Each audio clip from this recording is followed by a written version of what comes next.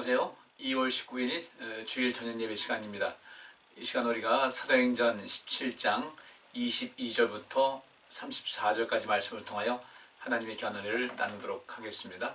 먼저 제가 본문 말씀을 봉독해 올리겠습니다.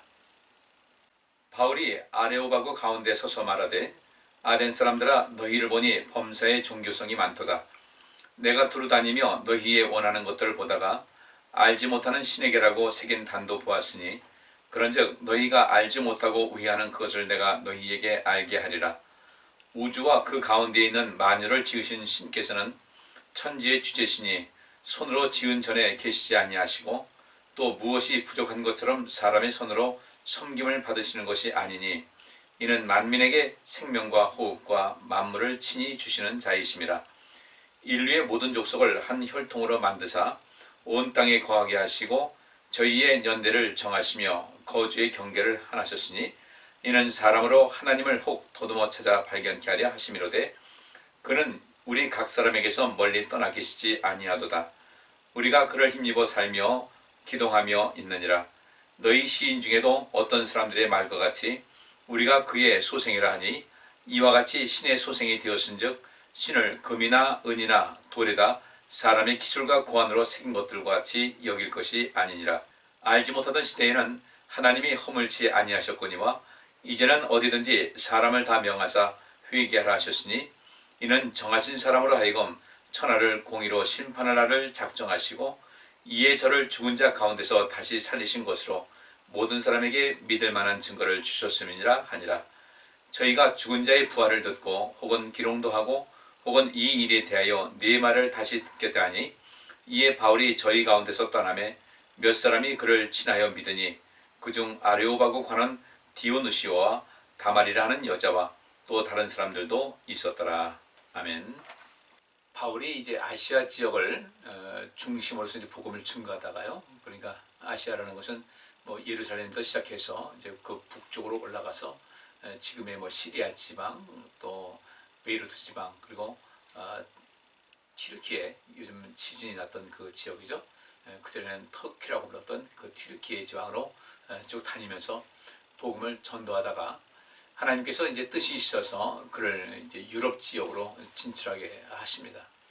그래서 그것을 잘 아시는 대로 우리가 바울이 빌립보에도 들렀고 그 다음에 이제 여러 지역 뭐 이고니온, 뭐 루스트라라든지 그 다음에 데살로니가 그리고 베레아 이쪽으로 다니다가 그 계속해서 복음을 전파하는 가운데서도 여전히 유대인들을 중심으로 해서 바울의 복음 증거하는 것에 방해가 되고 핍박이 많다 보니까 결국 이제 급히 아덴으로 피하는 그런 과정까지 오게 됐습니다.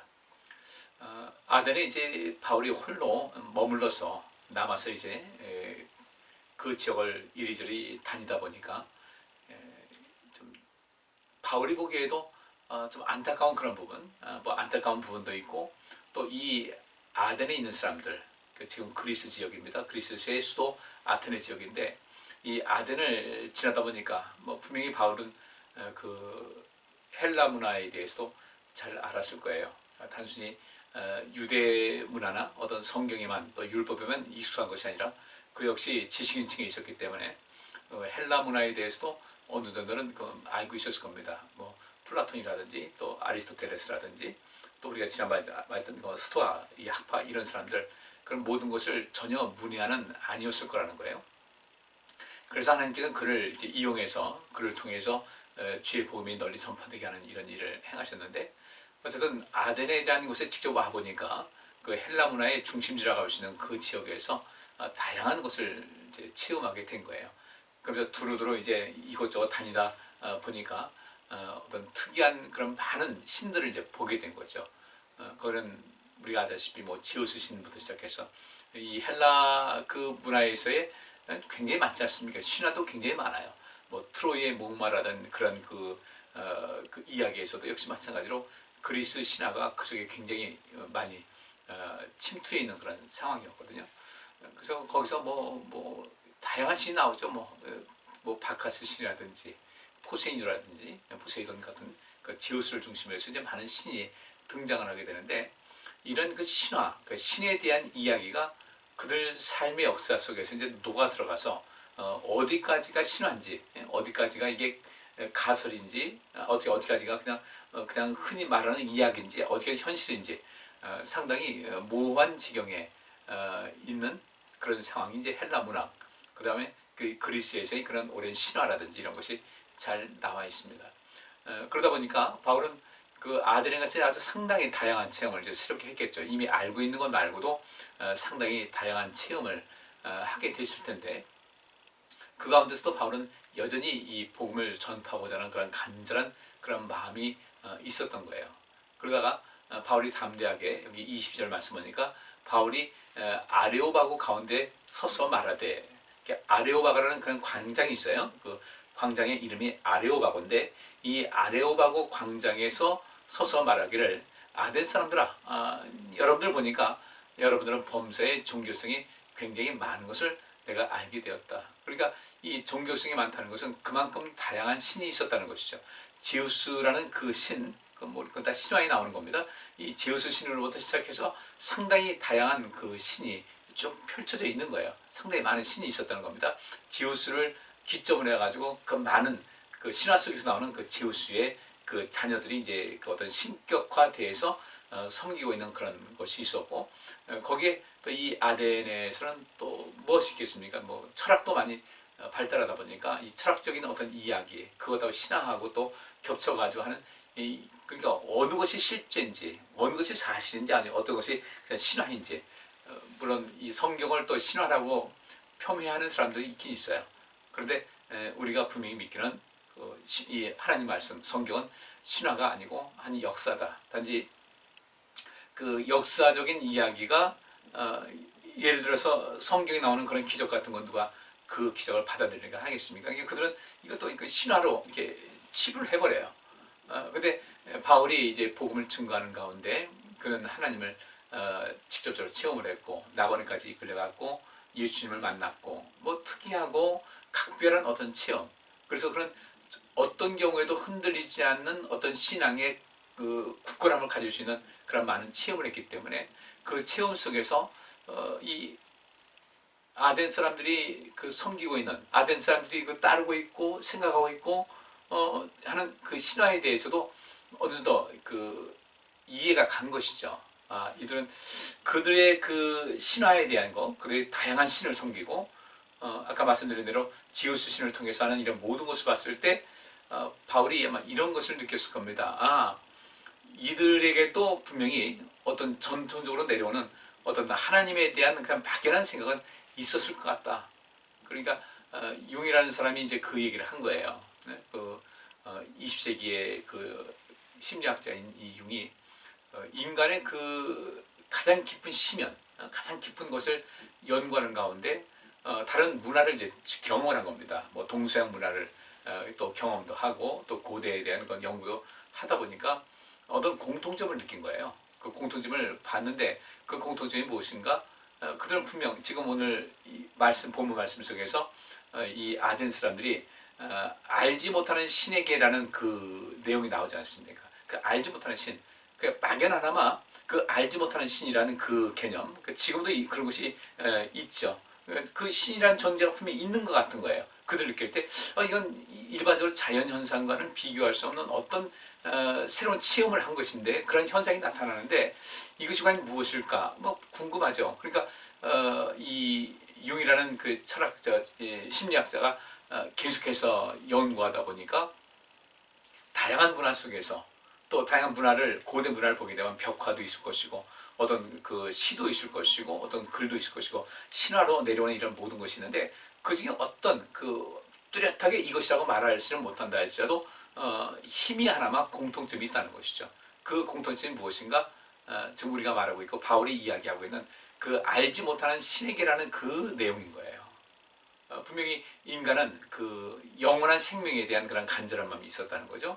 죽음을 어떻게 하면 극복할 것인가? 이 죽음 너머서의 그 세계가 어떤 것인가에 대해서는 동서고금을 막론하고, 그런 것은 굉장히 인간에게 큰 관심사였다는 것. 그리고 그 모든 속에서 또 다른 세계를 체험하고자 하는 그런 모든 것에 대한 간절한 열망이 있었고, 이런 것을 볼 때 모든 인간의 모든 속마음 속에서는 영혼을 사모하는 그런 마음, 영원한 세계, 영생을 얻고자 하는 그런 간절한 마음이 인간에게 근본적으로 심어져 있다.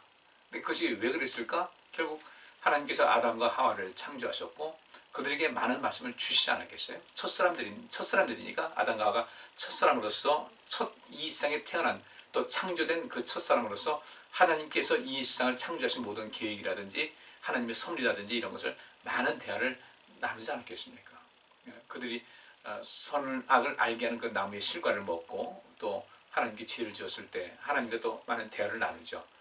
그리고 하나님께서 그들에게 행하신 이런 모든 것, 그러니까 그 긴 역사 속에서 많은 사건 속에서 압축돼서 이야기하는 것이기 때문에 지금 우리가 그것을 해석할 때 하나님을 알지 못하고 믿지 못하는 사람들은 그에 대해서 뭐 부정적인 이야기를 하고 그건 신화다 뭐 이런 것을 하고 그게 무슨 성경이라고 보다는 그냥 옛날 역사책과 어떤 신화에 불과한 것이다.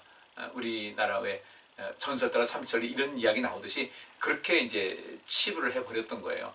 그런데 이 성경을 이게 한 과학자들이라든지 여러 뭐 문학자라든지 이렇게 모든 것을 합쳐봤을 때 성경에 대한 어떤 권위는 증명이 되고 있는 것이거든요.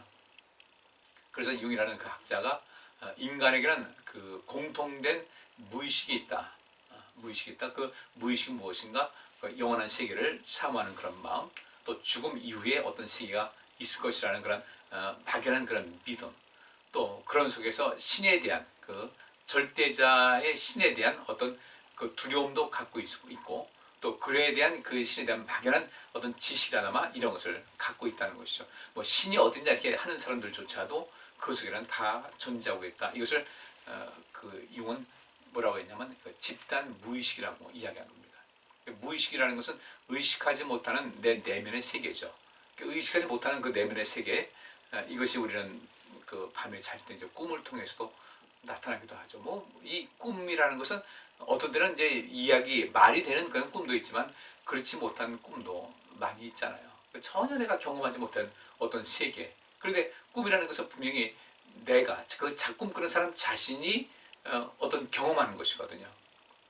그 경험하는 것인데 그런 것이 정말 있을 수 없는 그런 이야기가 많이 펼쳐집니다. 뭐 어떤 사람이 죽었는데 좀 이따가 또 살아난 그런 것도 꿈속에 나오죠. 분명히 죽었는데 꿈속에서 분명히 죽었는데 또 살아서 막 움직이기가 하고 또 우리가 어떻게 뭐 큰 사고를 당해가지고 뭐 어떻게 됐는데 또 그 다음에 멀쩡하고 이런 것이 그 사람들 그 내면 속에서 나타나는 것은 이것은 그 하나님께서 우리 사람에게 주신 우리가 의식하지 못하지만 의식하지 못하는 것이 무의식이죠. 의식하지 못하는 것이지만 인간의 그 세계 깊이 간직하고 있는 어떤 것이 있다. 우리가 보통 3살 이하의 태어나서부터 3살까지의 그 기억이 거의 없잖아요. 거의 없으니까 그게 무슨 일이 있는지 우리는 몰라요. 그럼에도 불구하고 그 시절에는 경험은 우리 속에 의식하지 못하는 어떤 세계 속에 잠재되어 있다. 그런 것이죠. 그래서 바울이 이 아덴에 있는 사람들에게 말하기를 여러분들 보니까 범사에 종교성이 많다. 그러니까 어떤 그 신에 대한 막연한 그런 개념도 갖고 있고 그런 데서 어떤 그 종교라는 것은 여러분들 잘 아시다시피 영생에 관한 것, 또 죽음에 관한 이런 모든 것 다 생각하지 않겠어요? 그런 가운데서 종교성의 신이 많다는 것을 바울이 이야기를 하면서 이런 모든 것을 이제 진행을 하고 있거든요. 그런데 23절 말씀 보니까 내가 두루 다니며 여러분께서 그 위하는 여러분이 섬기는 그런 것을 보다가 알지 못하는 신에게라고 새긴 단도 보았다. 어떤 제단이 있는데 그 제단의 이름이 그 제단에서 섬기고 있는 그 대장이 누군가 봤더니 알지 못하는 신에게라는 그렇게 쓴 것을 봤다는 것이죠. 그래서 바울이 이것을 근거로 해서 나는 이제 여러분들에게 여러분이 그렇게 그 단에다가 알지 못하는 신에게로라고 이렇게 그 단에서 그 신을 섬기고 있는데 그 여러분들이 알지 못하는 신에게라고 해놓은 거기에 대한 그 개념을 내가 이야기하겠다는 거죠. 근데 그런 신화가 그 이야기가 많이 나오거든요. 근데 그 실제로는 어떤 그 그리스의 어떤 한 역사예요. 역사인데 그 역사 속에 그 신화가 가미가 돼가지고 굉장히 아주 방대하게 나오게 됩니다. 그러니까 이미 그 헬라 문화, 유럽에서의 그 헬라 문화는 상당히 크게 그냥 그 붕했던 그런 문화인데 그 속에서도 신에 대한 그 개념이 계속 나와요. 온갖 신이 다 나옵니다. 근데 우리는 이제 하나님 믿는 백성들은 저건 뭐 잡신이다라고 하지만 바울은 그런 그 헬라 문화를 봤을 때 이런 그 문화가 이들에게도 종교성이 굉장히 많다는 거죠. 종교성이 굉장히 많다는 것은 하나님을 찾고자 그 깊이 있는 영원한 세계에 대한 또 신에 대한 모습을 찾고 또 그것을 발견하고자 하는 그런 간절한 마음이 있었다. 그런 것이 신을 창조해서 신화를 만들게 된 것이 바로 인류 역사가 그렇게 되었던 거예요. 동서고고 막론하고 다 있습니다. 고대는 더하죠. 막연하게. 그러다 이제 우리 이 성경이 나오고 역사적인 인물로서 예수님께서 탄생하시고 또 구원의 길을 열어주시고 바울도 역시 마찬가지로 역사적인 인물이잖아요. 그런 데서 그 아덴 사람들에게 이제 복음을 증거하는 가운데 그 아덴이라는 그 이 헬라 철학, 헬라 문화에 대해서 바로는 상당히 많은 관심을 갖고 있었고 그는 그 가운데서 이 아덴에 가서 그 지역을 돌아보고 또 복음을 전파하는 가운데 이들에게 이 하나님을 그 성경에 나타나는 그 하나님을 알려주고 그들에게 또 그 우리 구원의 길 이야기해주고 또 이렇게 그리스 신화에 대해서는 뭐 죽음도 나오고 뭐 영생도 나오고 하는 이런 모든 것이 있을 때 바로 하나님께서 영생하신 하나님 또 하나님께서 이 세상을 창조하신 그런 분이시고 그 창조하신 하나님께서 이 세상을 어떻게 다스리시는가 또 그 하나님은 얼마나 위대한 분인가를 이야기하면서 마지막에 이제 쭉 이야기 나가면서 이제 이 세상을 하나님께서 심판하실 것이라는 그 얘기를 오늘 본문 말씀에서 나옵니다. 오늘 제가 이 본문 말씀을 뭐 한 절 한 절 다 말하면서 하기는 좀 그렇고 대체적으로 큰 틀을 만들어서 여러분에게 말씀을 증거하는 겁니다. 그러니까 이 내용이 오늘 길지는 않을 거예요. 성경 내용이 길지는 않은데 그 배경을 한번 보자는 거죠. 어떤 분은 바울이 이 아덴에 가서 복음 증거할 때 그저 그 어떤 성령의 역사로 말미암아 강하게 했으면은 어떤 변화의 역사가 있었을 텐데 바울이 이것을 학문적으로 접근했기 때문에 이 아덴에서는 큰 역사가 없었다라고 이야기를 해요. 근데 우리는 굳이 그렇게 해석할 필요는 없고요. 이 아덴이라는 것은 헬라 문화의 그 꽃을 피우는 곳으로서 수없이 많은 신화, 수없이 많은 신이 존재하고 있었고, 그 다음에 그 많은 철학도 거기서 꽃을 피우는 이런 상태였기 때문에 그들의 그 아덴에 있는 그런 사람들은 그냥 모이기만 하면 그런 철학적인 이야기와 신화에 대한 이야기가 있어요. 그리고 그 신화의 이야기, 신화 같은 그 그리스 문화, 헬라 문화가 지금까지도 이제 전해 내려오고 있는 것이거든요. 근데 우리가 이것을 그 신화에 대해서 다 공부할 시간은 여의치가 않아요. 지금까지 말씀드린 그대로 그들에게 있어서 종교성이 많다. 어떤 종교성이 많다는 것은 단순하게 심심풀이로 뭐 종교성 많고 신에 대해서 연구하는 그런 것이 아니라 신의 세계에 대해서 그 신의 세계에 대해서 그들은 믿는 것은 하나님은 아니었죠.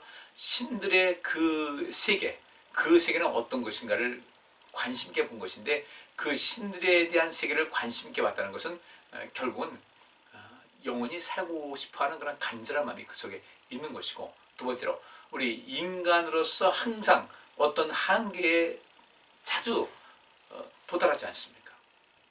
그러니까 이 한계를 극복할 수 있는 어떤 신을 그들 나름대로 만들어 놓은 거예요.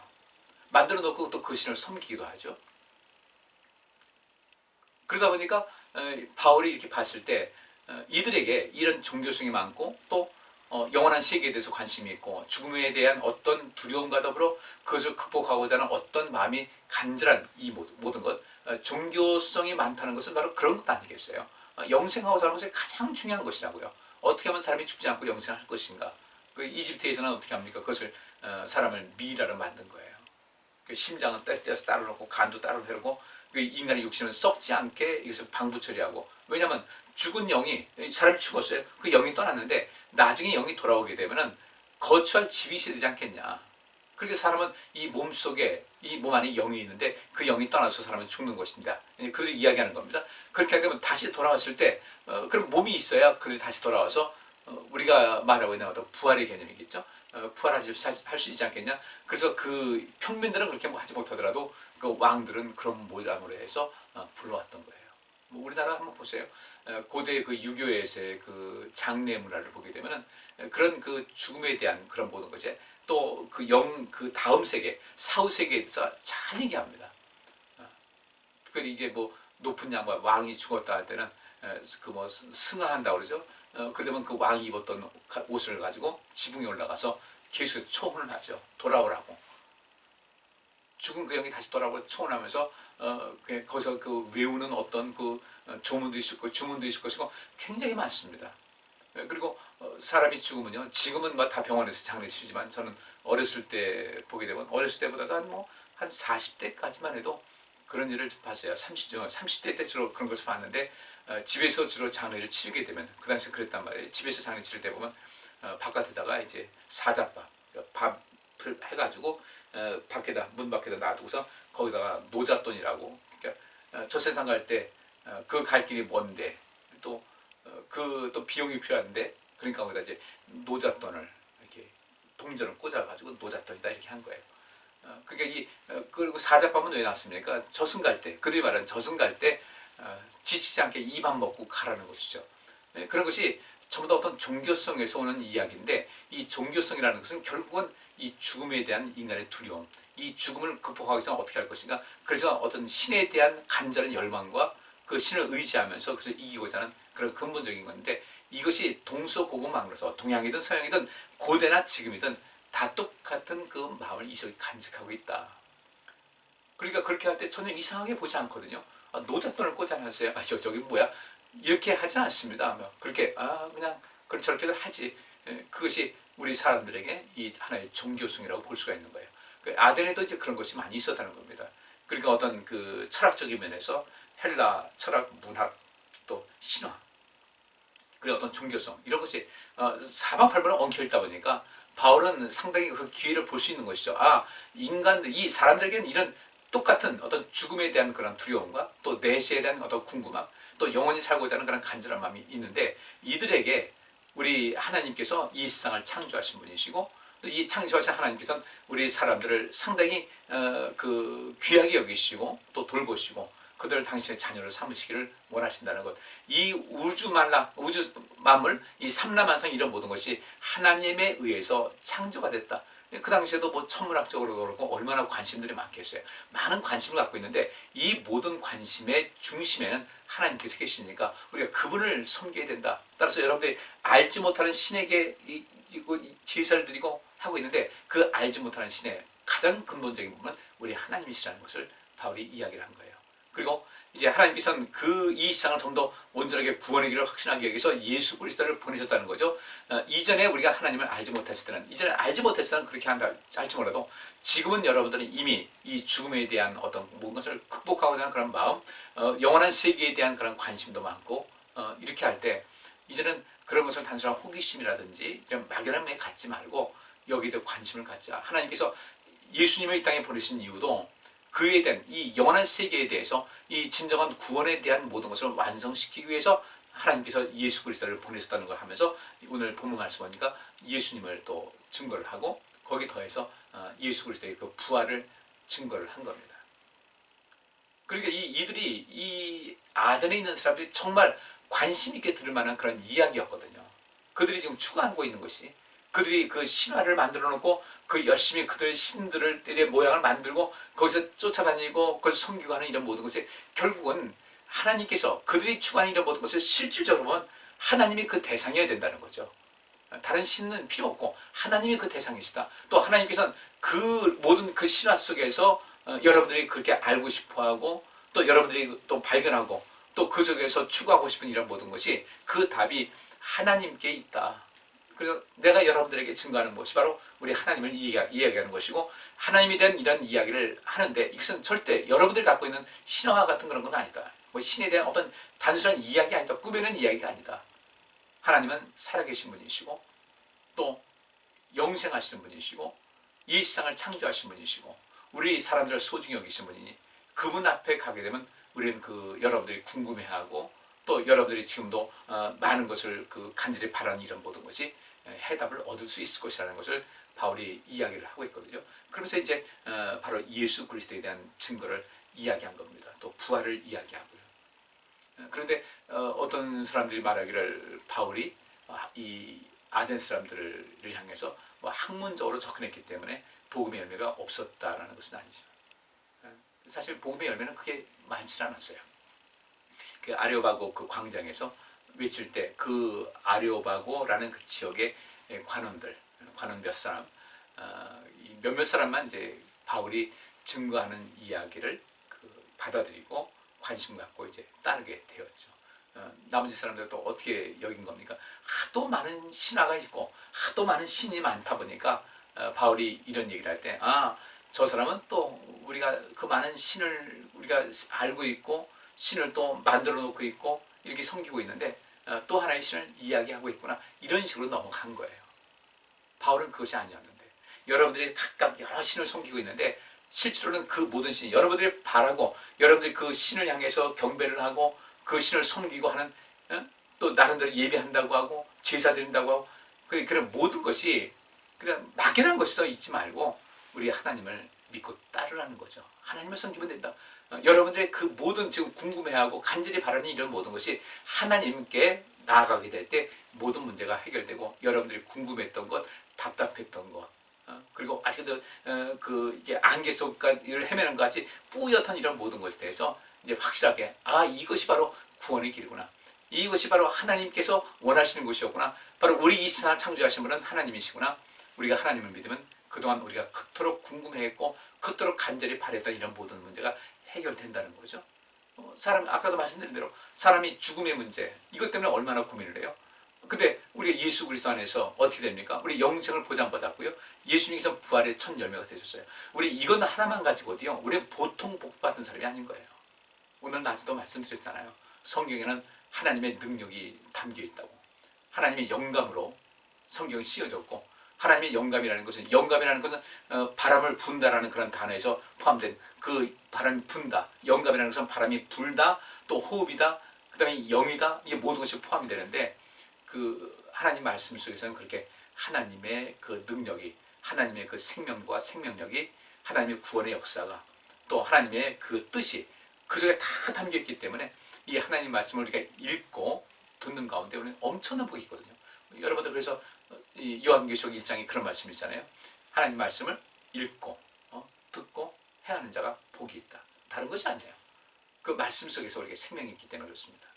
그래서 바울이 이렇게 이제 그들이 막연하게나마 그렇게 알고 싶었던 그 사후세계, 사람이 이 땅에 살고서 그 다음 세계는 없는 건가, 뭐 이런 것 때문에 고민해서 나름대로 영생하고 싶은 그런 간절한 마음 때문에 신을 만들어 놓고, 그 신을 전부 다 어떤 신인 겁니까? 영생하는 신이에요. 죽지 않고 영생하는 신이에요. 그렇게 만들어 놓고 자기들도 그들을 섬기면서 자기들도 영생을 얻고자 하는 그런 간절한 마음을 그 마음에 담아서 신화를 써서 그렇게 섬기고 있었는데, 바울은 그런 모든 것을 통합해서 바로 여러분들이 그 추구하고 있는 이런 모든 것, 하나님을 믿게 되면 그 속에 해답이 있습니다. 예수 그리스도를 믿게 되면 해답이 있는 것이고, 그토록 그렇게 궁금해하는 그 죽음의 문제, 그토록 벗어나고 몸부림치고 있는 영생하고 싶어하는 그런 간절한 마음에서 그렇게 죽음을 맛보지 않기 위해서, 죽지 않기 위해서 애쓰고 그렇게 수고하고 두려워하는 이런 모든 것에서 진정한 해방과 또 영생이 보장되는 것이 그리스도 안에 있다, 예수 그리스도 안에 있다는 것을 이야기를 한 거예요. 바로 증거한 것이죠. 그래서 이제 그 이후에도 이제 복음이 계속해서 전파가 되는 것이고, 그 아덴에서는 그 유대인들도 그렇게 활약을 못했던 것 같아요. 대체적으로 볼 때 못했던 것 같아요.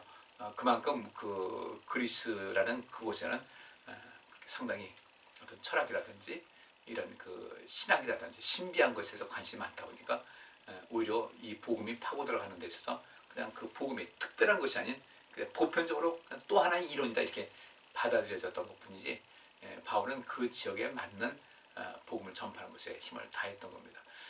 그리고 이렇게 그 아덴에서 또 물론 혼자 있으니까 여기서는 주의를 하는데 좀 어려움이 있겠다 싶어서 바울은 이제 아덴을 떠나서 이제 고린도로 넘어가게 되거든요. 그래서 이 고린도에서의 그런 놀라운 또 역사, 그 교회가 성장하고 자라는 그런 역사가 나오는데, 결국 이 아덴이라는 것도 복음에 의해서 또 평정이 되죠. 바울이 오늘 그 얘기를 한 겁니다. 그 사람도 뭐 내세에 대해서, 죽음에 대해서 알고 싶어가지고, 근데 막연하니까 그냥 자기 나름대로 어떤 신을 만들어 놓고 하는데, 그들이 만든 신이 무슨 소용이 있겠어요. 바울이 오늘 본문에도 그 말씀하죠. 사람의 손으로 만든 거 이게 아무것도 아니라는 거죠. 하나님은 그렇게 사람의 손으로 만든 그런 분이 아니다. 여러분들은 신의 모습을 이렇게 만들어서 이게 신이다. 그래서 그 두려움을 또 신을 이 신은 영원토록 멸망하지 않는다. 불멸의 신이다. 해가지고 그 따르면서 우리가 그 불멸의 삶을 살고자 하는 그런 간절한 마음을 담았지만 그거는 의미가 없다. 하나님은 이 세상을 창조하신 분이시고 그분을 우리가 믿게 되면 우리는 영생할 수 있음을 알고 거기서 예수 그리스도를 믿으면 또 영생한다, 부활한다 이것을 이야기한 거죠. 우리가 그 믿음을 가져야 된다는 거예요. 꼭 그런 삶에 승리하시기를 주의 이름으로 축복합니다. 기도합니다. 하나님, 우리의 믿음이 더욱더 자라나게 하시고 하나님의 그 세계는 신비한 세계인데 하나님은 영이셔서 우리가 눈으로 볼 수 없고 만질 수 없는 그런 존재지만 여전히 큰 권능, 이 온 우주 만물을 창조하시고 지금도 여전히 이 세상을 다스리시고 통치하시는 그런 분이신데 그런 하나님과 늘 가까이 함을 통하여 우리의 삶이 더욱더 힘있게 하시고 능력이 넘치게 하여 주옵시고 그 능력 가지고 능력 부음받아서 우리도 이 세상에 힘주고 생명력을 주고 생명을 주고 또 복음이 되는 삶, 많은 사람들에게 복을 주는 삶을 살아가는 저희들 되게 하여 주옵소서. 그것이 우리가 부르심받은 것인데 이제는 이 코로나로 인해서 잠시 잠깐 이 정치되었던 이 신앙을 다시금 회복하고 주님을 더욱더 가까이 하는 참 믿음의 사람이 될 수 있도록 복내려 주옵소서. 예수 그리스도 이름으로 기도하옵나이다. 아멘. 오늘 여기까지 하겠습니다. 감사합니다.